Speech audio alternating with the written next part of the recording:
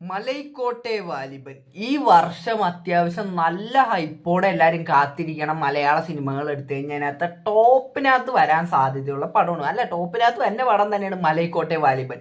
ലിജു ജോസ് പല്ലിശ്ശേരിയും അതേപോലെ നമ്മുടെ ലാലേട്ടനും ഒന്നിക്കുന്ന പടം എന്നൊക്കെ പറഞ്ഞിട്ട് ഭയങ്കര ഹൈപ്പിനകത്ത് വന്ന പടമാണ്. ഈ ലിജു ജോസ് പല്ലിശ്ശേരിയുടെ പടങ്ങളൊക്കെ നമ്മൾ ശ്രദ്ധിച്ചിട്ടുണ്ടെങ്കിൽ മനസ്സിലാവും അതൊരു ഡിഫറെൻറ്റ് പാറ്റേൺ ആണ്. അപ്പോൾ അതേപോലത്തെ ഒരു പടം തന്നെയാണ് മലൈക്കോട്ടെ വാലിബനും.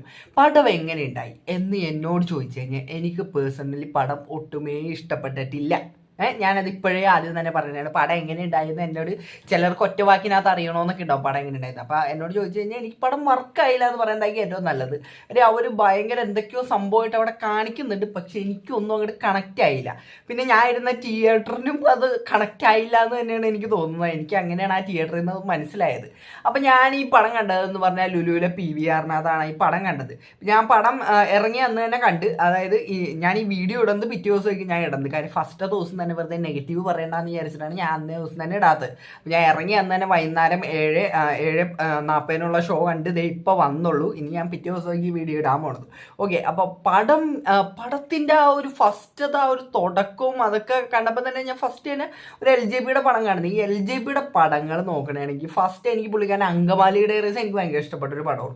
പിന്നെ അത് കഴിഞ്ഞിട്ട് വന്ന ഓരോ പടങ്ങളാണെങ്കിൽ എനിക്ക് ഈ പുള്ളിക്കാരൻ്റെ പടങ്ങളൊന്നും മുഴുവനെ ഒറ്റയടിക്കിരുന്ന് എനിക്ക് കാണാൻ പറ്റിയിട്ടില്ല. പുള്ളിക്കാരൻ്റെ പടങ്ങൾ എല്ലാ പടങ്ങളും അല്ല. ഇപ്പം അങ്കമാലി ഡയറീസ് ഞാൻ കണ്ടിട്ടുണ്ട്, ചുരുളി ഞാൻ ഫുള്ള് കണ്ടിട്ടുണ്ട്. ചുരുളി എനിക്ക് ഭയങ്കര ഇഷ്ടപ്പെട്ട പടം, അങ്കമാലി ഡയറീസ് എനിക്ക് ഇഷ്ടപ്പെട്ട പടം. പക്ഷെ അത് കഴിഞ്ഞിട്ട് വന്ന ഓരോ പടങ്ങളും ഞാനിങ്ങനെ കണ്ടു തുടങ്ങും. പിന്നെ കുറച്ച് കഴിയുമ്പോൾ എനിക്ക് മടുത്തിട്ട് ഞാൻ നിർത്തി വെച്ചിട്ട് പോകും. പിന്നെ എപ്പോഴെങ്കിലും വന്നിട്ടാണ് ഈ പടത്തിൻ്റെ ബാക്കി കാണുന്നത്. അപ്പം അങ്ങനെയാണ് ഞാൻ ഈ LJPയുടെ പടങ്ങൾ ഓരോന്നും കാണാറ്, അതായത് ബാക്കിയുള്ള ഓരോ പടങ്ങളും കാണാറ്. പക്ഷേ അതുകൊണ്ട് എനിക്കൊരു നല്ല ആഗ്രഹം ഉണ്ടായി ഒരു പടമെങ്കിലും പുള്ളിക്കാരൻ്റെ, അതായത് പുള്ളിക്കാരൻ്റെ ഇത്രയും കൂടെ ഇപ്പം അങ്കമാലി ഡയറീസ് ഒക്കെ ആണെങ്കിൽ അത് ഇത്രയും കൂടെ കൊമേഴ്ഷ്യൽ ആയിട്ടുള്ള പടമുള്ള, അപ്പം ഇത്രയും കൂടെ ഒരു പുള്ളിക്കാരൻ്റെ ഒരു പരിപാടിയൊക്കെ ഉള്ള ഒരു പടം ഒരു തിയേറ്ററിനകത്ത് ഇരുന്ന് കാണുമ്പോഴത്തേക്കും നമുക്ക് ഒരു ഓപ്ഷൻ ഇല്ല. നമ്മൾ ഫുള്ള് ഇരുന്ന് കണ്ടേ പറ്റുള്ളൂ, അല്ലെങ്കിൽ നമ്മളിരുന്ന് ഉറങ്ങി അല്ലെങ്കിൽ ഇറങ്ങിപ്പോയാലും ഇതൊക്കെ ചെയ്യണം. അതൊന്നും ഞാൻ ചെയ്യാത്തതുകൊണ്ട് തന്നെ ഫുള്ള് ഇരുന്ന് കാണണമെന്നുള്ള പ്ലാനോടെ ഞാൻ പോയി കണ്ടൊരു പടമാണ് മലൈക്കോട്ടെ വാലിബൻ. അല്ലാണ്ട് എനിക്ക് അങ്ങനെ ഭയങ്കര ഹൈപ്പോ അങ്ങനത്തെ പരിപാടിയൊന്നും ഉണ്ടായില്ല. ലാലേട്ടന് ഒരു ഡിഫറെൻറ്റ് ഗെറ്റപ്പിനകത്ത് കാണണം അങ്ങനത്തെ ഒരു പരിപാടി ഒരു ഇതൊക്കെ ഉണ്ടായി, ആഗ്രഹമൊക്കെ ഉണ്ടായി. പുള്ളിയുടെ ഒരു ഇപ്പോൾ കംബാക്ക് ഒക്കെ ഉള്ള ഇപ്പം നേരെ കഴിഞ്ഞിട്ട് ആ ഒരു ഇതൊക്കെ കഴിഞ്ഞിട്ടുള്ള ആ ഒരു ലാലേട്ടനൊന്ന് ഡിഫറെൻ്റ് ഒരു അപ്പിയറിനകത്ത് കാണണമെന്നൊക്കെ ഉണ്ടായി. അതൊക്കെ വെച്ചിട്ട് ഞാൻ പോയി കണ്ട്. പക്ഷേ എനിക്ക് അങ്ങോട്ട് ഒരു ഇതായില്ല പടം. ഞാൻ ഫസ്റ്റ് തുടക്കമൊക്കെ കണ്ടപ്പോൾ സാധാരണ LJPയുടെ ഒരു പടങ്ങളുടെയൊക്കെ ഒരു പാറ്റേൺ അപ്പോൾ അങ്ങനെയൊക്കെ ഇരുന്ന് ഫസ്റ്റൊക്കെ കണ്ടെങ്കിലും പിന്നെ വന്നൊരു നാടകം വൈബായി. അത് ചിലപ്പോൾ അങ്ങനെ ഉൾക്കൊള്ളാൻ പറ്റണവർക്ക് പടം ഇഷ്ടപ്പെടുമായിരിക്കും, പക്ഷെ എനിക്ക് പടം ഒട്ടും ഇഷ്ടപ്പെട്ടില്ല. അപ്പോൾ ഈ എൻ്റെ തിയേറ്ററിനകത്ത് ഇരുന്ന എൻ്റെ അടുത്തിരിക്കണവരൊക്കെ എൻ്റെ പൊന്നോ ചില സീനുകളൊക്കെ കാണാം, നല്ല ക്രിഞ്ചാർന്നട്ടോ ചില സീനുകളൊക്കെ. ഞാൻ പറയണമെന്നൊന്നും തോന്നരുത്, എനിക്ക് തോന്നിയ കാര്യമാണ് ഞാൻ പറയണത്. എനിക്ക് നല്ല ക്രിഞ്ചായിട്ടാണ് തോന്നിയത്. കുറേ സീനുകൾ നല്ല ക്രിഞ്ചായിട്ട് തോന്നിയത്. ഇപ്പോൾ ലാലേട്ടൻ്റെ ക്യാരക്ടറൊക്കെ അടിപൊളിയായിരുന്നു, പക്ഷേ ലാലേട്ടനെ മാറ്റി നിർത്തി കഴിഞ്ഞാൽ ബാക്കിയുള്ള പടത്തിനകത്തുള്ള ചില പരിപാടികളൊക്കെ ഇല്ലേ, മെയിനായിട്ട് ആ നായിക എന്ന് പറഞ്ഞിട്ടൊരു പുള്ളിക്കാരി വന്നിട്ട് ഒരു ഐറ്റം സോങ്ങിനകത്തൊക്കെ ഉള്ള ഒരു പുള്ളിക്കാരി വന്നിട്ട് എന്താണോ കാണിച്ചു കൂട്ടണം, ആ ഒരു റിവെഞ്ചിൻ്റെയൊക്കെ ഒരു ഇതുണ്ട്. അതിൻ്റെയൊക്കെ റീസണൊക്കെ കാണുമ്പോഴത്തേക്ക് ഞാൻ പറയണ ഈ ഐറ്റം സോങ്ങിനകത്ത് തന്നെ ആ നായികയുടെ ഒരു റിവെഞ്ചിൻ്റെ ഒരു പരിപാടിയാണ്. അതൊക്കെ അതായത് പടം ഓരോ ഘട്ടത്തിലും പടം വേറെ വേറെ എങ്ങടൊക്കെയാണ് പോയിക്കൊണ്ടിരിക്കണം. അതായത് ഇപ്പോൾ ഒരു പടം തുടങ്ങുമ്പോഴത്തേക്ക് അത് തുടങ്ങിയത് എങ്ങനെയാണ് അതുമായിട്ട് ഒരു ബന്ധമില്ലാത്ത രീതിക്കാണ് കുറച്ച് കഴിയുമ്പോൾ പോയിക്കൊണ്ടിരിക്കുന്നത്. അങ്ങനെ ഓരോ സമയത്തും ഓരോ രീതിക്കാണ് പടം പോയിക്കൊണ്ടിരിക്കുന്നത്. അതുകൊണ്ട് തന്നെ എനിക്ക് പടത്തിൽ നിന്നുള്ള കണക്ഷൻ ഇടയ്ക്ക് വിട്ടേ പോയി.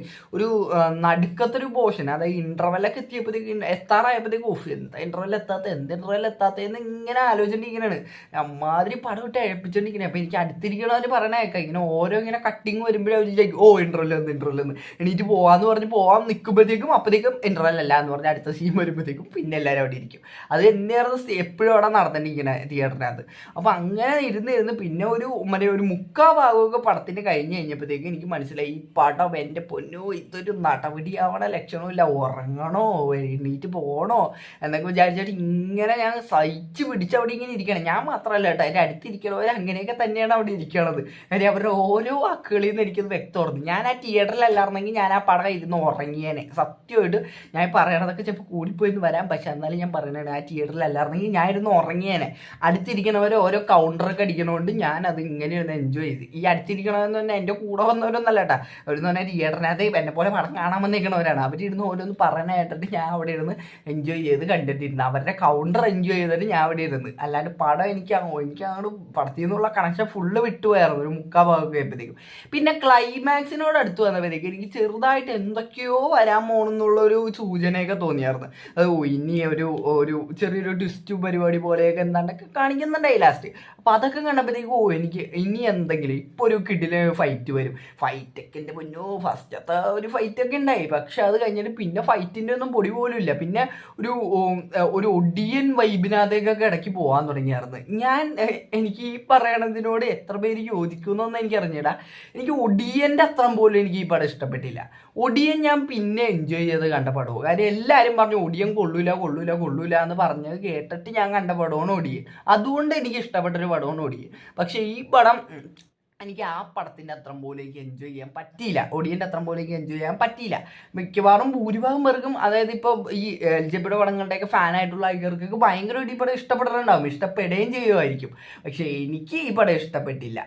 അപ്പോൾ ഇടയ്ക്ക് ഞാൻ പറഞ്ഞില്ലേ ഒടിയൻ്റെ ഇത്തിരി ബോറായിട്ടുള്ള പോർഷൻ എന്ന് പറഞ്ഞു കഴിഞ്ഞാൽ ഈ പുള്ളി, അതായത് നമ്മൾ ലാലേട്ടൻ ഇങ്ങനെ അവിടെ ആ പരിപാടി, അതായത് പുള്ളിയുടെ പാസ്റ്റ് കാണിച്ചു കഴിഞ്ഞിട്ട് പിന്നൊരു പുള്ളിനെ കുറ്റക്കാരനാണെന്നൊക്കെ അറിഞ്ഞിട്ട് പുള്ളി അവിടെ നാടൊക്കെ വിടുന്നൊരു സീനില്ലേ ഒടിയനകത്ത്, അതേപോലത്തേക്ക് ഒരു പാറ്റേണിനകത്ത് ഇങ്ങനെ മിസ്അണ്ടർസ്റ്റാൻഡിങ് മൂലമുള്ള പരിപാടികൾ എന്നൊക്കെ പറഞ്ഞിട്ട് കുറച്ച് സാധനങ്ങളൊക്കെ ഉണ്ട്.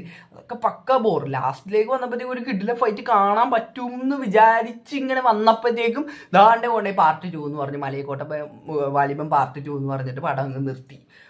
അതൊക്കെ കാണുമ്പോഴത്തേക്ക് എനിക്ക് ഇനി പാർട്ട് 2 ഉണ്ടാ. ഞാൻ മിക്കവാറും പാർട്ട് 2 കാണൂലായിക്കോട്ടെ, ഞാൻ ഇപ്പോഴേ പറയാം. എനിക്ക് ഒട്ടും ഇഷ്ടപ്പെട്ടില്ല പടം. അപ്പോൾ അതുകൊണ്ട് തന്നെ ഈ പടം എനിക്ക് തീരെ വർക്കാവാത്ത പടമാണ്. ഞാൻ എല്ലാവർക്കും അങ്ങനെ ആയിരിക്കും എന്നൊന്നും ഞാൻ പറയാനുള്ള.